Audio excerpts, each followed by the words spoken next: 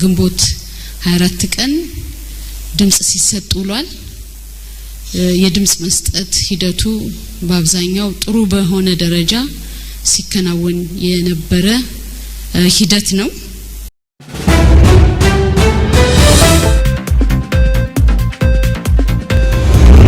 ተኸታተልታ አሰር ሚዲያ ከመይ ትውዕሉ ሓጸርቲ ሓበሬታታት ዝዕለት ሒዝና ቀሪብና ኣለና ክትከታተሉና ንዕድም። ኣብ አርሲ ብዝበጽሐ ኣብ ሃይማኖት ዘነጻጸረ መጥቃዕቲ ኣስታት 15 ሰባት እንትቕተሉ 101 ዓመት ዘውጸረት ጥንታዊ ቤተክርስትያን ሙሉእ ንሙሉእ ተቃጺሉ ተባሂሉ።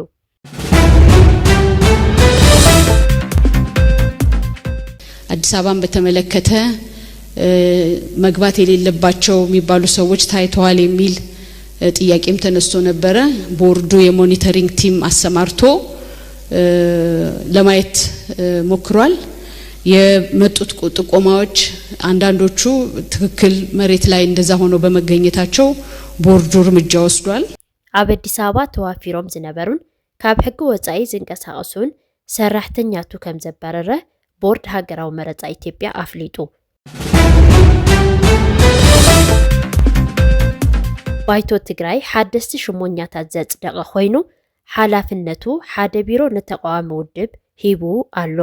ዝርዝር ዜና ክነስዕቢና ክትከታተሉ ንዕድም።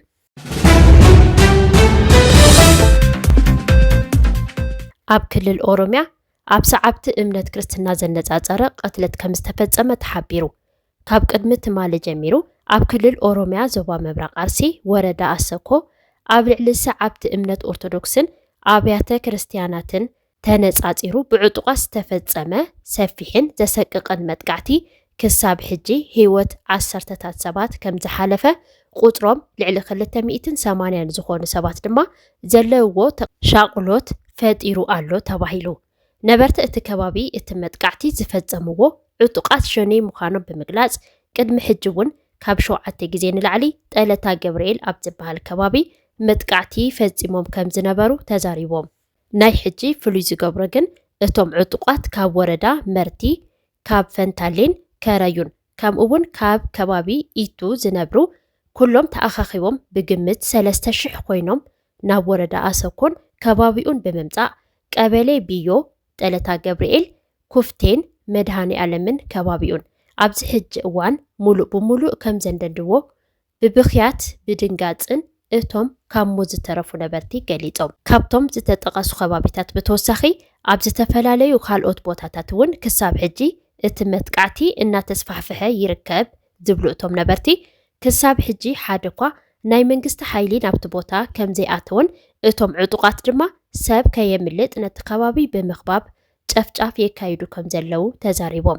ኣብቲ መጥቃዕቲ 101 ዓመት ዘለዎ ቤተክርስትያን ሙሉእ ብሙሉእ ከም ዝተቃጸለ እውን ዝተረኸበ ሓበሬታ ይርድእ።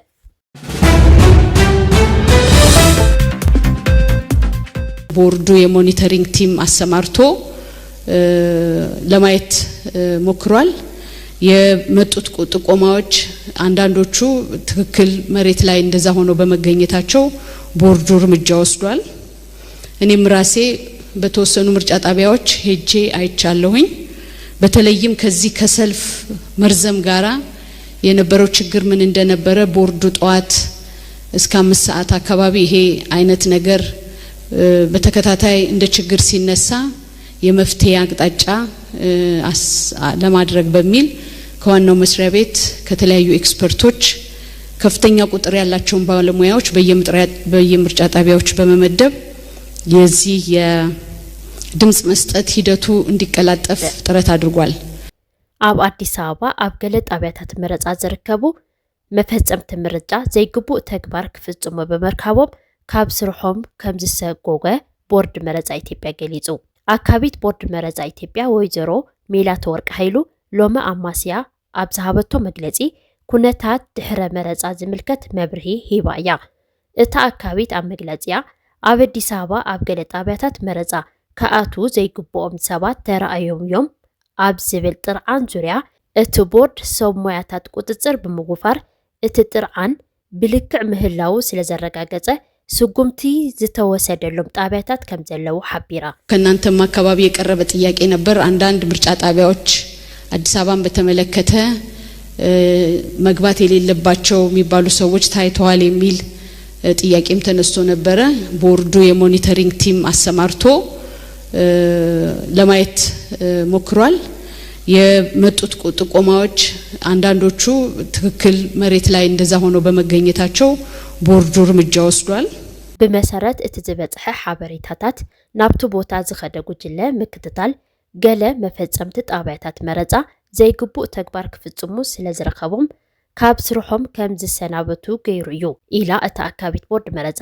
እቶም ኣብ አዲስ አበባ ካብ ስራሕ ዝተሰናበቱ ሰራሕተኛታት ቁጥሮም ክልተ ምዃኑ ተገሊጹሎ በደረሱን ጥቆማዎች የሄደው የሞኒተሪንግ ቲም የምርጫ ጣቢያ ሰራተኞች ያልተገባ ወይም ህጉና ደንቡ የሚፈቅደውን ነገር ባለማድረግ ሲንቀሳቀሱ ሲገኙ እንዲሰናበቱ ተደርጓል